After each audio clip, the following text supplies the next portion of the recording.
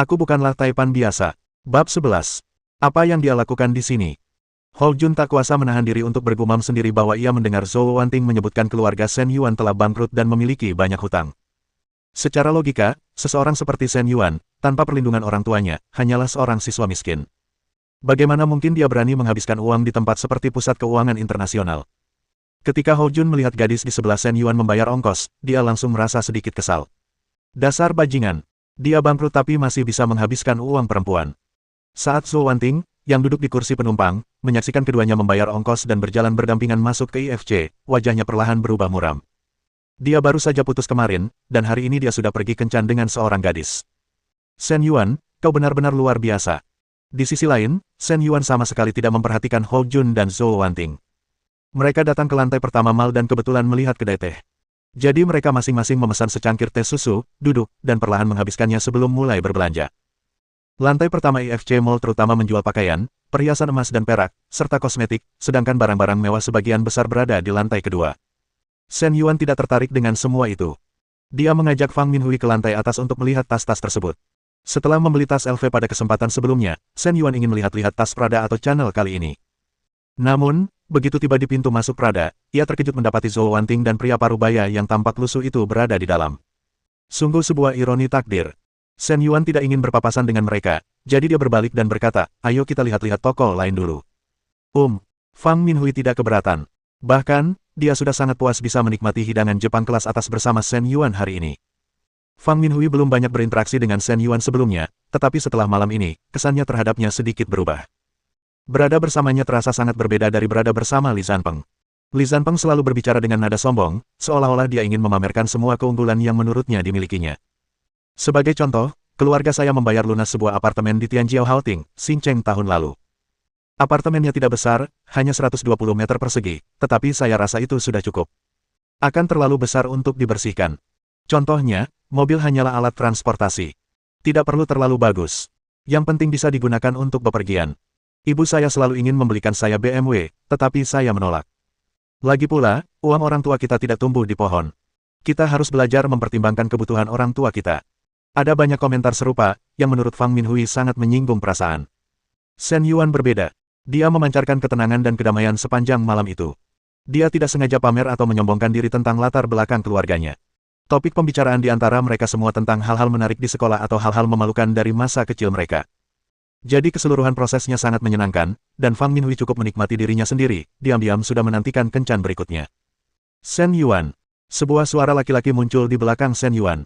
Shen Yuan mengerutkan kening, sudah menduga siapa itu, tetapi suasana hatinya sedang baik hari ini dan tidak ingin dirusak oleh sepasang bajingan ini, jadi dia pura-pura tidak mendengarnya. Fang Minhui tanpa sadar menoleh dan melihat seorang pria parubaya yang asing. Namun, melihat ekspresi acuh tak acuh Shen Yuan, dia berasumsi bahwa Shen Yuan tidak mendengarnya dan mengingatkannya, Shen Yuan, ada yang memanggilmu. Aku tidak mengenalnya, aku tidak perlu memperhatikannya.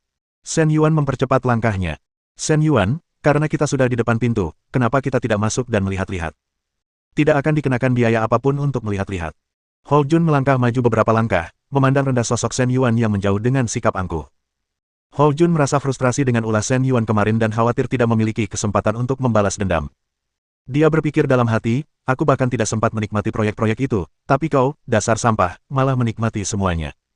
Awalnya dia mengira bahwa siswa miskin seperti Shen Yuan hanya akan berkeliaran di lantai pertama, tetapi dia tidak menyangka Shen Yuan benar-benar berani datang ke lantai 2. Anda berharap seorang wanita membayar ongkos taksi Anda, dan Anda masih ingin berbelanja di Prada. Apakah kamu mampu membelinya?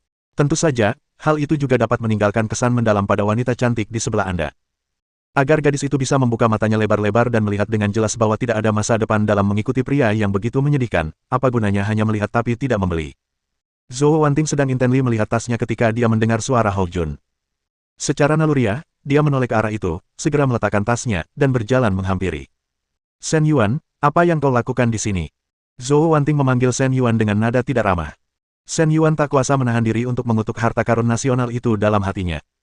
Karena sekarang dia tidak bisa pergi meskipun dia mau, dia hanya berbalik dan berkata, kebetulan sekali, kau juga di sini. Fang Minhui menoleh untuk melihat keduanya. Dia tidak mengenali pria parubaya itu, tetapi dia pernah melihat seniornya, Zhou Wanting, sebelumnya, karena dia dulu sering bersama Shen Yuan. Zhou Wanting menatap Fang Minhui dari atas ke bawah. Wajahnya tampak agak familiar dan kemungkinan besar juga terlibat dalam urusan luar negeri.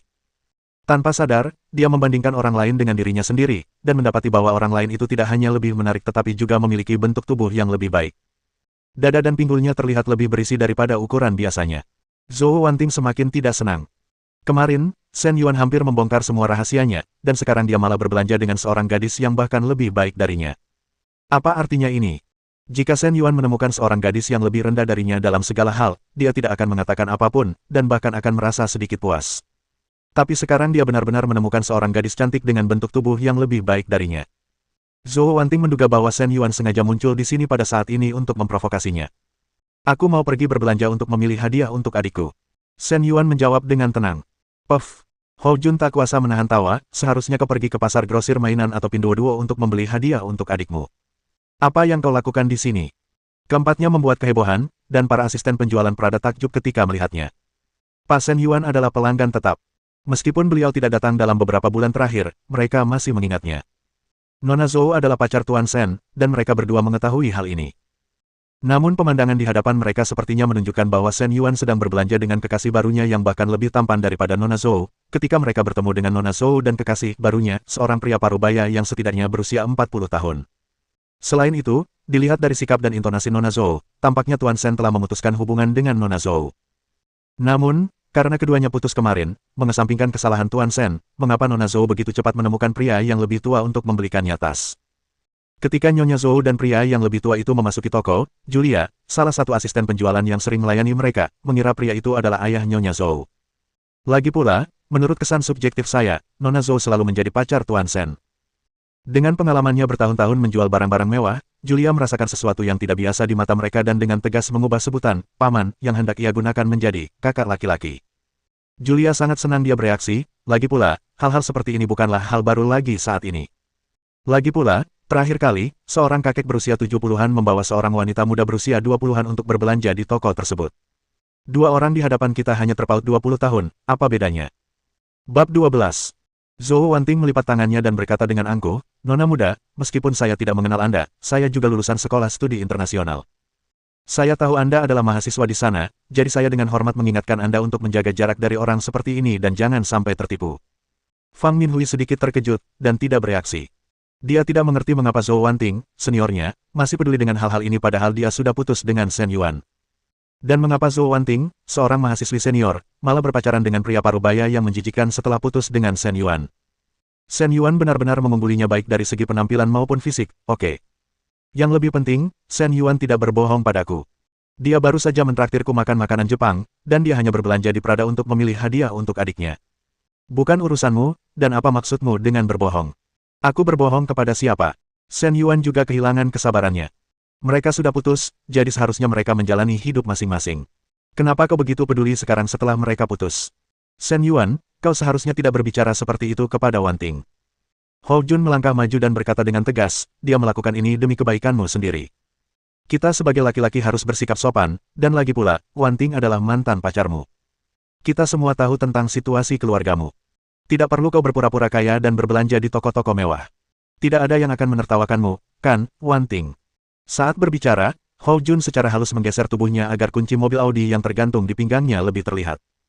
Mobil Audi A7 kesayangannya itu harganya hampir 700.000 yuan saat dibeli, dan meskipun dibiayai melalui pinjaman, harga tersebut sudah cukup untuk mengungguli lebih dari 99% penduduk Tiongkok.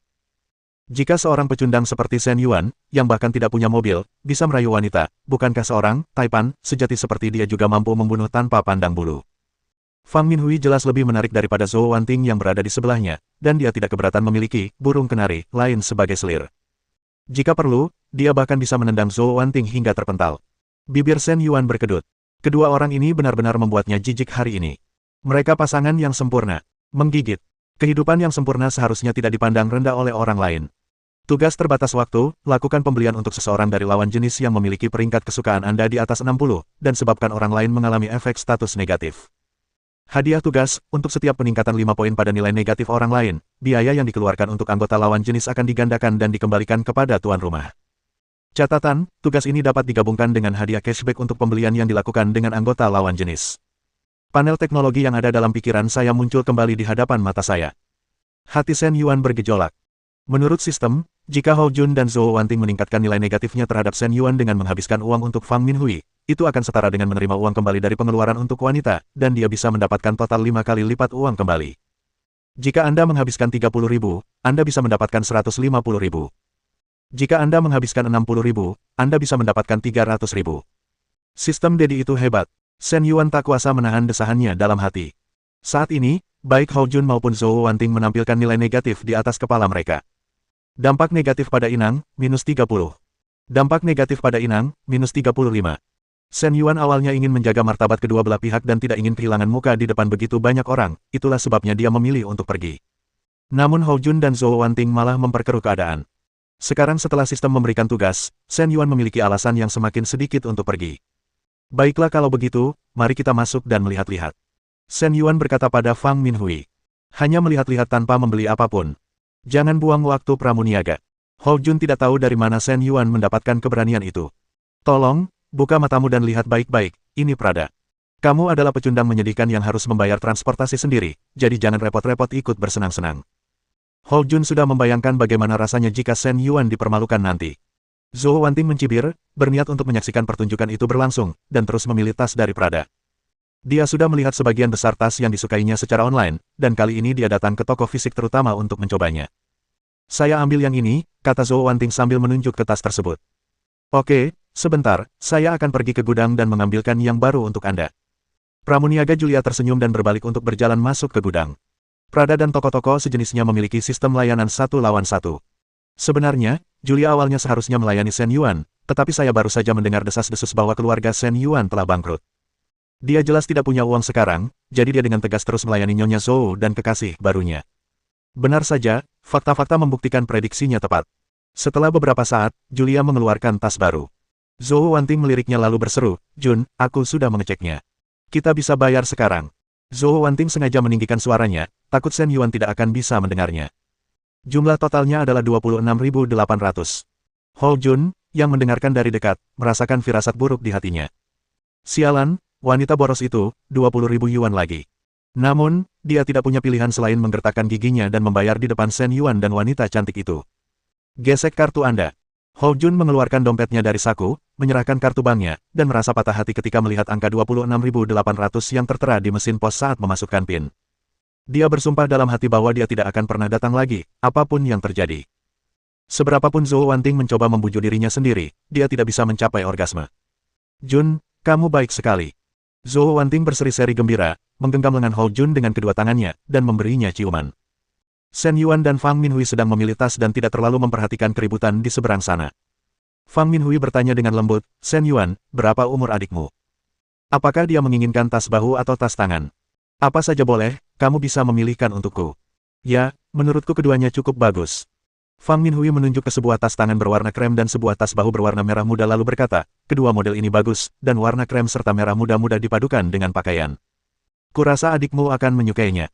Meskipun Fang Minhui belum pernah ke toko barang mewah, dia sering melihat foto-foto tas seperti itu di Xiao Hongsu, jadi selera estetiknya selalu tepat sasaran. Adik perempuan Shen Yuan masih duduk di bangku SMA, jadi warna gelap atau desain yang rumit tidak cocok untuknya. Tas yang simpel dan serbaguna seperti ini lebih tepat. Apakah kamu menyukainya? Tanya Shen Yuan sambil tersenyum. Saya. Fang Minhui terdiam sejenak, tenggorokannya tiba-tiba terasa sedikit kering. Ia memiliki firasat samar di hatinya, dan setelah jeda, ia berkata, tentu saja aku menyukainya. Kurasa selera estetika perempuan hampir sama, dan adikmu pasti juga menyukainya. Baiklah, dua ini cocok. Shen Yuan menyapa pramuniaga di sebelahnya. Dua. Pramuniaga itu terkejut. Dia mengira hanya ada dua pilihan, tetapi ternyata dia harus membeli keduanya. Fang Minhui bahkan lebih terkejut. Sarannya adalah agar Shen Yuan memilih satu dari pilihan yang ada, jadi mengapa dia membeli dua sekaligus? Meskipun dia merasa Shen Yuan mungkin akan memberikannya padanya, dia masih sulit percaya bahwa itu benar-benar terjadi. Lagi pula, tas ini harganya lebih dari 20.000 yuan. Memikirkan hal ini, Fang Minhui menjadi sedikit gugup. Jika Shen Yuan benar-benar ingin memberikan salah satunya padanya, haruskah dia menerimanya atau tidak? Ya, dua, kata Shen Yuan dengan yakin. Sehat. Alisa, sang pramuniaga, menarik napas dalam-dalam, dan pengalaman profesionalnya selama bertahun-tahun dengan cepat menenangkannya, saya akan pergi ke gudang sekarang dan mengambilkan Anda dua yang baru. Sebenarnya, ini adalah pertama kalinya Julia bertemu dengan Tuan Shen. Julia selalu melayaninya sebelumnya, tetapi kali ini, karena Nona Zhou dari pihak lain tiba di toko lebih dulu, Julia terlalu sibuk, jadi dia diminta untuk bertugas menerima Tuan Shen. Namun, saat Alisa sedang bergosip, dia mendengar bahwa keluarga Tuan Sen rupanya telah bangkrut, dan dia berpikir bahwa kali ini usahanya akan sia-sia lagi. Dia telah melayani banyak pelanggan yang tidak mampu membeli tetapi hanya bisa melihat-lihat. Mereka tidak punya uang tetapi senang melihat-lihat, yang sebenarnya merupakan pemborosan waktu. Awalnya dia tidak berharap banyak, tetapi yang mengejutkan, Tuan Sen memberinya 2 tas. Alisa diam-diam merasa senang, dan bertanya-tanya apakah Julia akan menyesalinya ketika dia mengetahuinya. Zhou Wanting sudah mengambil tas Prada yang telah dikemas oleh pramuniaga. Dengan puas, ia menggandeng lengan Hou Jun dan menatap ke arah Shen Yuan, berniat pergi sebagai pemenang. Lihat, Hou Junku membeli barang tanpa ragu-ragu, sementara kamu hanya bisa bicara saja tapi tidak pernah bertindak. Hou Jun juga membusungkan dadanya dengan percaya diri dan berjalan menghampiri Shen Yuan dan orang lainnya. Baiklah, cukup. Lagi pula, para pramuniaga memiliki target penjualan setiap hari. Menemani kalian hanya akan menunda mereka menyelesaikan transaksi. Memangnya kenapa? Balas Shen Yuan. Hou Jun terdiam sejenak setelah ditegur, dan mengutuk dalam hati karena kurangnya sopan santun. Shen Yuan, aku tidak tahu mengapa kau masih keras kepala. Zhou Wanting dengan bangga mengangkat tas tangannya, saya terutama ingin mengingatkan junior ini untuk tetap membuka mata dan tidak hanya melihat penampilan saat mencari pasangan. Tuan Sen, ini 2 tas baru. Silakan periksa dan lihat apakah ada masalah. Alisa tersenyum lebar, menikmati kegembiraan atas penjualan yang akan datang. Jika tidak ada masalah, saya akan pergi dan menerbitkan faktur untuk Anda. Hou Jun terdiam sejenak, menyadari ada sesuatu yang tidak beres, sementara ekspresi Zhou Wanting berubah drastis. 2. Bab 13. Zhou Wanting menatap kosong, matanya dipenuhi rasa tidak percaya, mengira dia salah dengar. Mau beli 2 tas. Keluarga Shen Yuan sudah bangkrut, dan mereka telah menjual mobil dan rumah mereka untuk melunasi hutang. Dari mana mereka akan mendapatkan uang untuk membeli apapun?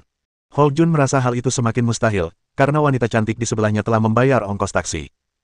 Mereka hendak melanjutkan penyelidikan mereka dengan skeptis, tetapi yang mengejutkan mereka, Shen Yuan melambaikan tangannya dan berkata, tidak perlu diperiksa, langsung saja terbitkan fakturnya. Ah, oke. Alisa terkejut, diliputi kegembiraan, dan dengan cepat setuju. Wow, itu sangat mewah. Benar-benar mewah. Ini benar-benar pembelanja besar. Tegas dan efisien. Yang membuat Zhou Wanting dan Hou Jun takjub, Shen Yuan menggesek kartunya untuk membayar, menyelesaikan transaksi dalam satu gerakan mulus. Shen Yuan, bukankah keluargamu bangkrut? Dari mana kau mendapatkan uang itu? Zhou Wanting tak bisa lagi menahan diri dan menanyainya dengan tajam. Bukan urusanmu. Shen Yuan sedang menandatangani kwitansi ketika dia menjawab dengan acuh tak acuh. Kamu tidak mengambil pinjaman, kan? Hou Jun baru saja memikirkannya dengan cermat. Jika keluarganya bangkrut, maka ini adalah satu-satunya alasan yang dapat menjelaskannya. Dia tidak punya uang di rumah, tetapi dia mengambil pinjaman untuk membuat gadis-gadis terkesan dan pamer. Berita seperti itu sudah umum di masyarakat. Hou Jun telah melihat banyak keluarga bangkrut karena ingin memberi tip kepada para penyiar langsung, dan bahkan ada kasus orang yang menggelapkan dana publik untuk mengajak gadis-gadis makan dan minum lalu dilaporkan. Ini benar-benar penyiksaan. Oh iya, aku pergi untuk mengambil pinjaman. Kamu boleh berpikir apapun yang kamu mau. Shen Yuan mengembalikan pena itu kepada Alisa, lalu tersenyum pada Hou Jun, bos toh tidak kekurangan uang, kenapa kamu tidak membelikan satu lagi untuk Wanting? Harganya hanya sedikit di atas 20.000 yuan. Dahi. Hou Jun tampak gelisah dan tergagap, tidak yakin bagaimana harus menjawab. Ia sudah patah hati karena telah menghabiskan 26.000 yuan, apalagi membeli yang lain. Sekalipun kamu punya uang, kamu seharusnya tidak menghabiskannya seperti ini. Selain bersikap sopan, seorang pria juga harus lebih murah hati. Mobilmu setidaknya bernilai 6 atau 700.000, mengapa kamu peduli dengan sedikit uang ini? Shen Yuan tersenyum dan berkata, dengan nada sarkasme yang sangat kentara. Tidak ada cara lain. Sistem telah memberinya sebuah misi, dan semakin Hou Jun dan Zhou Wanting tidak menyukainya, semakin baik. Tunggu sebentar, izinkan saya menerima panggilan ini. Hou Jun mengeluarkan ponselnya, berbalik, lalu pergi sambil berkata, aku sudah di luar sekarang. Apa? Siapa yang memberimu izin untuk mengambil keputusan ini? Bukankah sudah kukatakan bahwa aku tidak bisa mengambil keputusan tentang proyek bernilai jutaan tanpa persetujuanku? Shen Yuan tak kuasa menahan tawa. Bajingan ini benar-benar pandai berakting.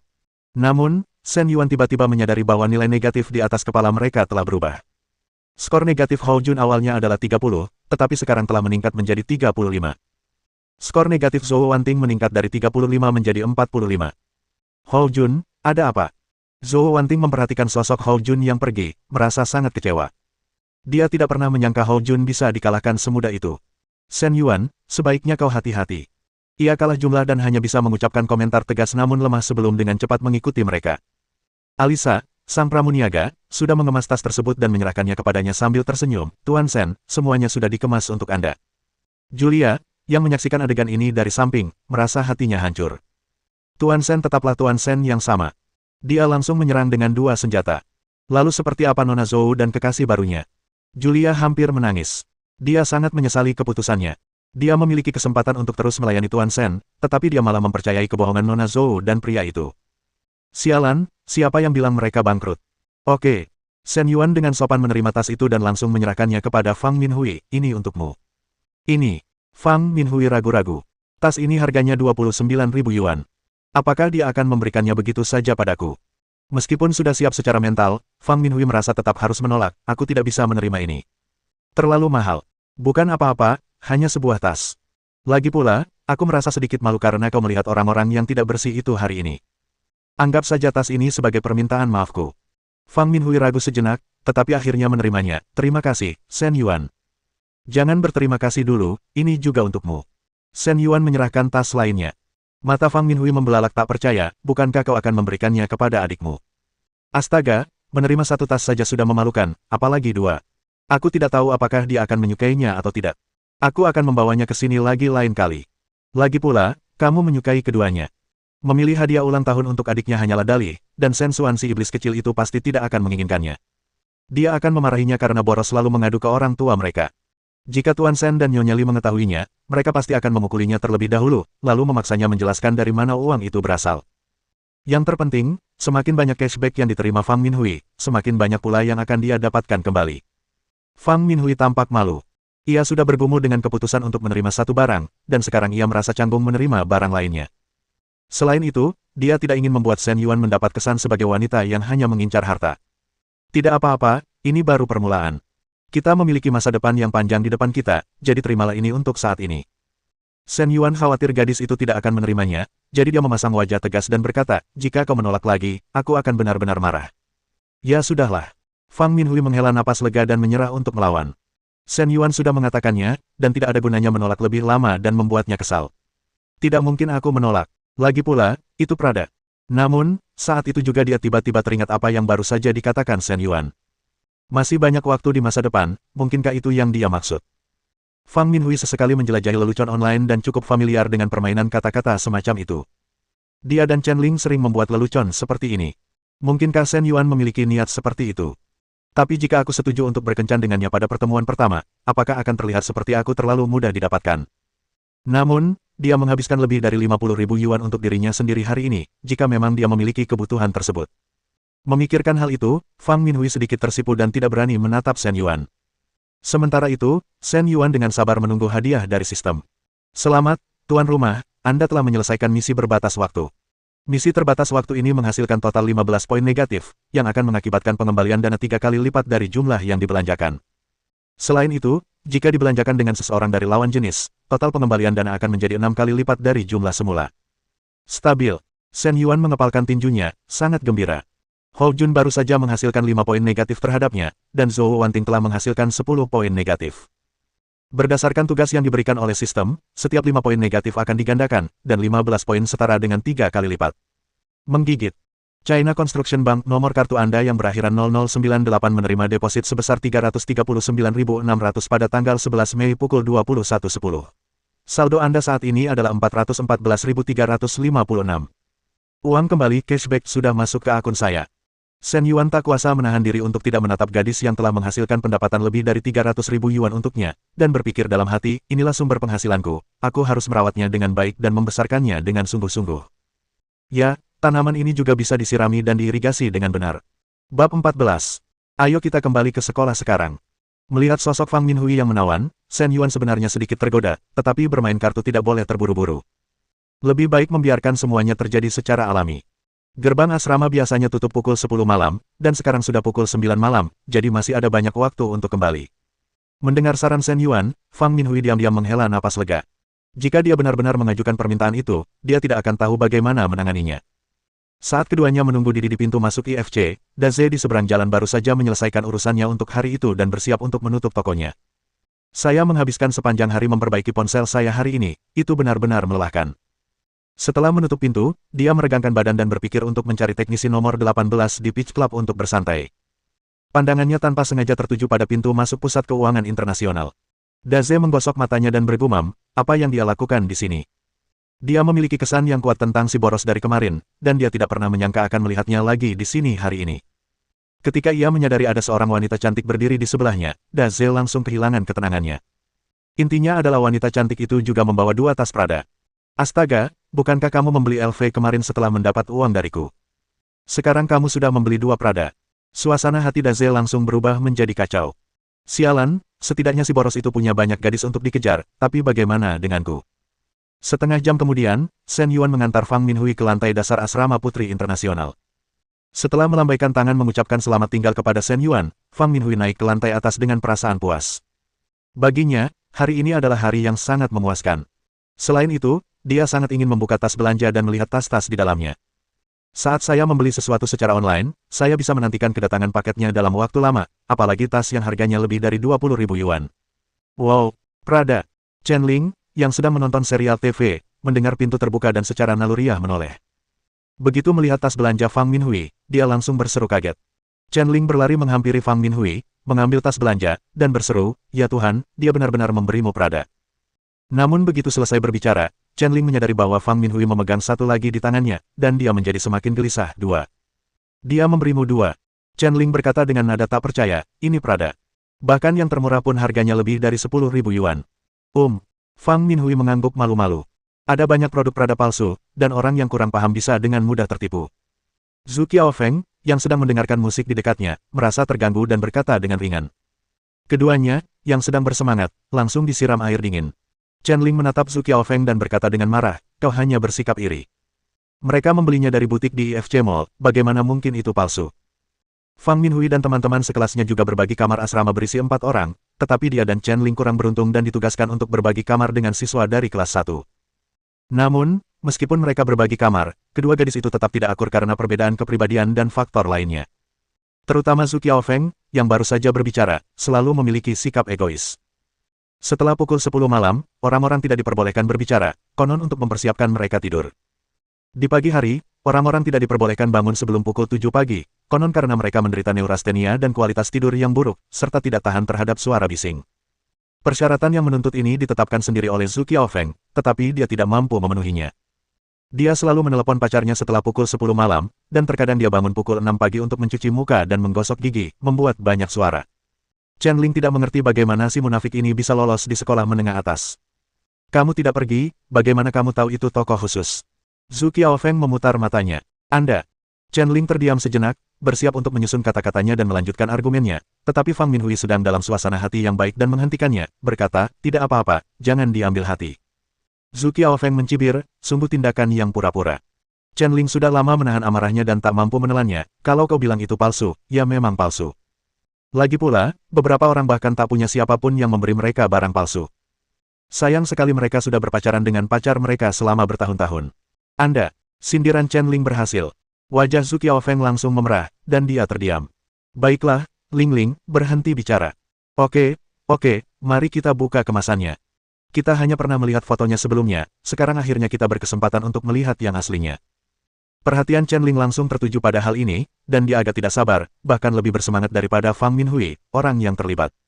Shen Yuan benar-benar murah hati. Dia langsung memberikan 2 tas begitu saja. Di sisi lain, Shen Yuan juga sedang dalam suasana hati yang baik. Dia bersiul sambil perlahan menaiki tangga, tetapi ketika sampai di lantai 5, dia mendapati Li Zanpeng sedang mengobrol dan bercanda dengan beberapa teman sekelasnya. Asrama kelas 2 jurusan perdagangan internasional semuanya berada di lantai 5.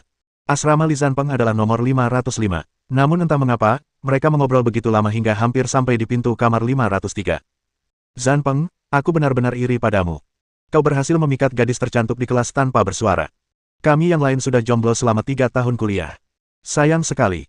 Kupikir aku punya kesempatan, tapi kau mendahuluiku. Zanpeng, ini sesuatu yang patut dirayakan. Setidaknya kau harus mentraktir kita semua makan, dan jangan sekadar acara kecil." Beberapa anak laki-laki mengelilingi Li Zanpeng, kata-kata mereka dipenuhi dengan campuran rasa iri, cemburu, kebencian, dan bahkan sedikit sanjungan. "Makan itu bukan apa-apa, aku akan pergi karaoke." Li Zanpeng melambaikan tangannya dengan santai, dengan ekspresi acuh tak acuh, "Aku akan mengundang seluruh kelas dan bersenang-senang." "Saudara Peng hebat sekali. Saudara Peng sangat murah hati. Kak Peng, saya dari kelas 1, bolehkah saya ikut berpartisipasi?" Di bawah pujian terus-menerus dari Kakak Peng, Li Zanpeng perlahan-lahan kehilangan kendali dan melirik sekilas ke asrama 503, tentu saja. Semua orang di 503 juga harus datang, tidak boleh ada yang kurang. Saat mengatakan ini, Li Zanpeng sengaja meninggikan suaranya, seolah takut orang-orang di dalam tidak akan mendengarnya. Shen Yuan tersenyum dan menjawab sambil lewat, tidak masalah, Kakak Peng. Semua anggota 503 pasti akan hadir. Jam berapa? Kami akan mengatur waktunya lebih awal. Li Zanpeng terkejut. Dia mengira Shen Yuan ada di asrama, tetapi dia tidak menyangka Shen Yuan tiba-tiba muncul di sampingnya. Saya akan memberitahu Anda setelah dikonfirmasi. Li Zanpeng selalu tidak menyukai Shen Yuan, dan berkata dengan kesal. Baiklah, aku akan menunggu kabar baikmu. Shen Yuan pergi dengan senyum penuh arti, lalu mendorong pintu hingga terbuka dan kembali ke kamar 503. Li Zanpeng memperhatikan sosok Shen Yuan yang menjauh, mengumpat dalam hati, bertanya-tanya mengapa bajingan itu begitu sombong. Keluargaku bangkrut, pacarku selingkuh, seandainya aku tidak punya harga diri untuk bersekolah, aku pasti sudah putus sekolah dan pulang sejak lama. Sialan, si bajingan Li Zanpeng itu, dia pergi nonton film dengan gadis tercantik di kelas dan sekarang dia mau seluruh sekolah tahu. Begitu Shen Yuan memasuki ruangan 503, dia mendengar Huang Haibao mengeluh. Ketika Huang melihat Shen Yuan kembali, dia semakin tidak puas, kakak ketiga, kau sudah kembali. Apa kau mendengar semuanya? Jelas sekali ini ditujukan pada ruangan 503 kita. Tidak apa-apa, dia tidak akan bisa terus seperti ini untuk waktu yang lama. Shen Yuan menjawab dengan malas bahwa meskipun Fang Minhui pergi menonton film dengan Li Zanpeng kemarin, dia pergi makan makanan Jepang dengannya malam ini dan juga berbelanja di IFC Mall. Yang terpenting, dia bahkan membelikannya 2 tas Prada. Menurutnya, pilihan Fang Minhui sudah jelas. Bagaimana bisa? Karena Fang Minhui tidak akan bersamanya. Huang Haibao mencibir, kakak ketiga, berhenti membual. Fang Minhui pergi menonton film dengannya tadi malam, dan dia juga tidak setuju untuk berkencan denganmu hari ini. Itu berarti dia benar-benar berniat menjalin hubungan dengan Li Zanpeng. Baiklah, percaya atau tidak. Shen Yuan melambaikan tangannya dengan acuh tak acuh. Dia kelelahan setelah semalaman gelisah dan hanya ingin kembali tidur secepat mungkin. Bab 15. Kegiatan rekreasi bagi mahasiswa yang tinggal di kampus sangat terbatas, terutama setelah pukul 10 malam ketika pintu asrama ditutup dan mahasiswa hanya dapat berada di kamar mereka. Huang Haibao berasal dari keluarga berada, dan orang tuanya membelikannya komputer Alienware, konon untuk keperluan studinya. Untungnya, orang tuanya tidak begitu paham tentang model-model laptop. Jika mereka tahu itu adalah laptop gaming, mereka tidak akan pernah membelikannya untuknya. Saat ini, Huang Haibao biasanya sedang bermain video game dengan alien atau mengadakan pesta teh internal untuk Departemen 503. Namun, karena insiden yang melibatkan gadis tercantik di kelas, ditambah dengan provokasi dari Li Zanpeng, dia kehilangan minat dan terus menghela napas. Huang tua, bisakah kau diam?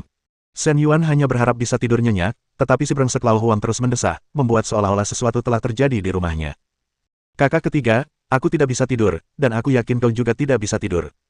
Ayo kita ngobrol. Aku tidak mau bicara. Aku bisa tidur. Shen Yuan mengabaikannya. Hei Lau Huang, kalau kamu nggak main komputer, boleh aku pinjam komputermu untuk beberapa ronde League of Legends. Aku lagi ikut seri promosi. Chao Sunjin berjalan menghampiri Huang Haibao dan berkata dengan acuh tak acuh. Keluar. Huang Haibao dengan marah menjawab, aku sudah putus dengan pacarku, dan kamu masih saja main-main. Sial, justru kamu yang patah hati, bukan aku. Petik 2. Rasa kantuk Shen Yuan langsung hilang berkat mereka berdua. Dia menghela napas dan duduk di tempat tidur. Pak Huang, ada apa yang ingin Anda bicarakan? Mari kita bicara. Huang Haibao berpikir sejenak dan berkata dengan penuh makna, sebenarnya, saya tidak punya hal khusus yang ingin saya bicarakan, tetapi 2 hari terakhir ini yang saya pikirkan hanyalah tentang perempuan. Tidak bisakah hatimu yang kotor itu menampung apapun selain permainan dan wanita? Shen Yuan memandang rendah dirinya sendiri. Huang Haibao meludahinya, berhentilah berpura-pura, kakak ketiga. Kita akan menyelesaikannya. Chao Sunjin, yang selama ini diam, tiba-tiba angkat bicara, sejujurnya, selain Laosan, tak satu pun dari kami pernah menyentuh wanita. Laosan, ceritakan pada kami, bagaimana rasanya? Pesta teh setelah lampu dimatikan selalu menjadi acara yang paling dinantikan oleh Chao Sunjin, terutama studi tentang struktur fisiologis wanita. Tenggorokannya bergerak-gerak, ada sedikit nada antisipasi dalam suaranya. Pertanyaan ini langsung membangkitkan emosi Lau Huang. Awalnya dia ingin membantahnya, tetapi dia hanya pernah ke tempat-tempat seperti panti pijat kaki dan tidak bisa dianggap pernah benar-benar bersama seorang wanita. Jadi, dia juga penasaran ingin mendengar perasaan Shen Yuan yang sebenarnya, pengalaman seperti apa yang dialaminya. 1. Nah, bagaimana ya saya menjelaskannya? Shen Yuan berpikir sejenak, menyadari bahwa hal semacam ini memang sangat sulit untuk dijelaskan. Begini saja. Kakak ketiga, dasar bajingan, katakan saja. Nafsu makan Huang Haibao semakin terangsang, dan dia tak kuasa menahan diri untuk terus mendesak mereka. Kakak ketiga, katakan saja pada kami. Hanya kami bertiga yang tahu, kami tidak akan memberitahu siapapun. Chao Sunjin, yang merasa sedikit tidak sabar untuk ikut bergabung, menambahkan sebuah komentar. Lupakan saja, kamu tidak akan mengerti meskipun aku memberitahumu. Astaga, kau akan dihukum oleh surga karena melakukan ini. Percaya atau tidak, Cao Tua akan menghajar pantatmu. Huang Tua jelas kehilangan kendali atas emosinya. Aku tidak percaya. Shen Yuan awalnya mengira mereka hanya bercanda, tetapi dia tidak menyangka Cao Sunjin benar-benar akan menyentuhnya. Astaga, Lao Cao, kau serius. Dasar bajingan, kau membuat kami penasaran. Tentu saja, penetrasi anal tidak akan terjadi. Berkat perlawanan putus asa Shen Yuan, Lao Cao dan Lao Huang gagal mencapai tujuan mereka. Setelah pertempuran mereda, Huang Haibao masih agak tidak puas. Matanya berbinar dalam kegelapan. Hei, Lao Cao, bukankah kau membuat situs web waktu itu? Kirimkan padaku. Tentu, tapi saya perlu meminjam komputer Anda untuk 1 hari besok. Sialan, dasar bajingan kau benar-benar tahu cara berbisnis. Obrolan singkat itu telah memicu kegelisahan Huang Haibao, tetapi begitu Huang Haibao mengenakan headphone-nya dan menatap layar komputer yang berfluktuasi dalam kegelapan, 503 resmi kembali tenang. Oke, akhirnya aku bisa tidur nyenyak. Dengan senyum di bibirnya, Shen Yuan perlahan terlelap.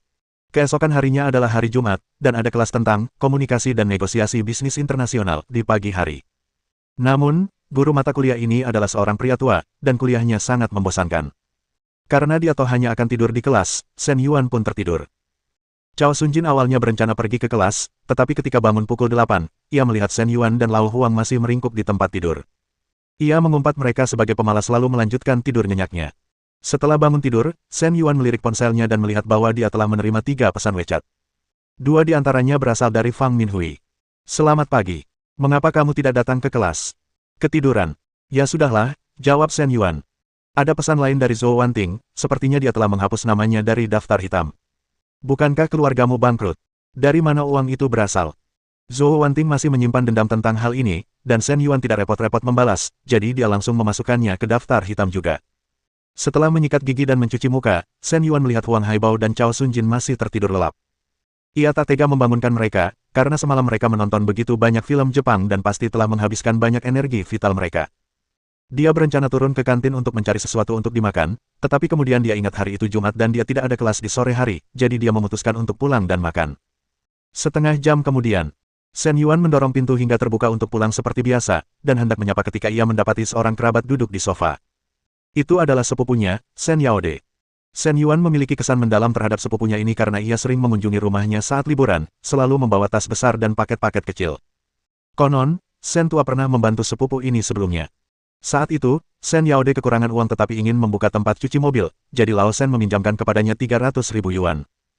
Kemudian, bisnis cuci mobil Shen Yaode berkembang pesat, dan selama 2 tahun, ia secara bertahap melunasi pinjaman yang telah diambilnya. Kemudian, dengan bantuan tempat cuci mobil ini, dia membeli sebuah rumah di Changsha dan sebuah mobil seri 5, dan hidupnya berubah drastis. Kemudian, ketika agen perjalanan Lao Shen hampir bangkrut, ia meminjam 200.000 yuan dari Shen Yaode, yang saat itu meminjamkannya kepada Lao Shen. Oleh karena itu, Shen Yuan memiliki kesan yang baik terhadap sepupunya ini. Setidaknya dia adalah kerabat yang tahu bagaimana membalas kebaikan. Berbeda dengan beberapa kerabat yang dulu sering saling mengunjungi ketika keadaan di rumah lebih baik. Sekarang setelah mereka bangkrut, semua orang menjaga jarak, takut meminta uang kepada mereka. Xiao Yuan telah kembali. Shen Yaode menyambutnya dengan hangat. Halo, Paman, jawab Shen Yuan dengan sopan. Shen Yuan, pergilah ke kamar adikmu sebentar. Kita perlu membicarakan sesuatu dengan pamanmu, kata Shen Heping. Bagus. Shen Yuan tidak tahu masalah rahasia apa yang akan mereka bahas sehingga membutuhkan kehadirannya, tetapi dia tetap harus mendengarkan nasihat Shen tua, jadi dia langsung pergi ke kamar Shen Xuan. Tepat ketika saya hendak masuk, saya mendengar kata-kata tulus paman saya, saudaraku, aku tahu kamu sedang mengalami kesulitan sekarang, tetapi semua orang sedang berjuang dalam kondisi ekonomi seperti ini. Jika aku tidak mengalami masalah arus kas, aku tidak akan meminta uang kepadamu. Shen Yuan tanpa sadar menoleh dan melihat bahwa alis Li Hongjuan berkerut dan ekspresinya tidak baik. Ekspresi Shen tua tidak banyak berubah. Dia terkekeh dan berkata, saudaraku, aku mengerti kau sedang mengalami kesulitan. Tapi tolong beri aku waktu lebih banyak. Aku punya sejumlah barang yang akan segera menghasilkan pembayaran, dan aku akan membayarkan sebagiannya kepadamu nanti. Saudaraku, sebagian dari itu pasti tidak akan cukup. Tempat cuci mobilku sedang kesulitan menjaga arus kasnya. Shen Yuan akhirnya mengerti. Dia pikir itu sesuatu yang serius, tetapi ternyata pamannya datang untuk menagih hutang. Dan dilihat dari temperamen Nona Li, dia sudah datang setidaknya 4 atau 5 kali. Jika tidak, ibuku tidak akan terlihat begitu muram. Shen Yaode memang agak tidak adil. Shen tua meminjamkan 300.000 yuan kepadanya, dan butuh waktu 2 tahun untuk mengembalikannya. Selama waktu itu, Shen tua tidak pernah mendesaknya untuk mengembalikan uang tersebut. Sen tua baru meminjam uang darinya selama beberapa bulan, dan dia sudah ingin segera mendapatkan kembali utangnya. Untungnya, Sen Yuan memiliki kesan yang cukup baik tentang dirinya. Sen Yaode, bukan begini caramu bersikap. Ingatkan kamu siapa yang meminjamkanmu 300.000 yuan saat kamu tidak punya uang untuk membuka tempat cuci mobil. Li Hongjuan tiba-tiba berdiri dan dengan marah menegur, kami hanya meminjam 200.000 yuan darimu, dan kau terus-menerus datang kepada kami untuk meminta uang itu kembali. Apa maksudmu? Lagi pula, bukan berarti kami tidak akan mengembalikannya. Li Hongjuan menjadi emosional dan mulai berbicara tanpa kendali. Secara logika, seseorang tidak seharusnya berbalik melawan kreditur seperti ini. Namun Sen Yaode hanyalah seorang pekerja migran biasa saat itu. Jika bukan karena kebaikan Sen tua, bagaimana mungkin dia bisa berada di posisi sekarang? Dia benar-benar marah. Sen Heping menarik lengan Li Hongjuan dan menghiburnya, baiklah, jangan banyak bicara. Sepupumu juga punya masalahnya sendiri. Apakah dia tidak tahu dalam hatinya sendiri apakah dia sedang menghadapi kesulitan atau tidak? Li Hongjuan berbalik dan masuk ke ruangan, membanting pintu hingga tertutup. Bersambung.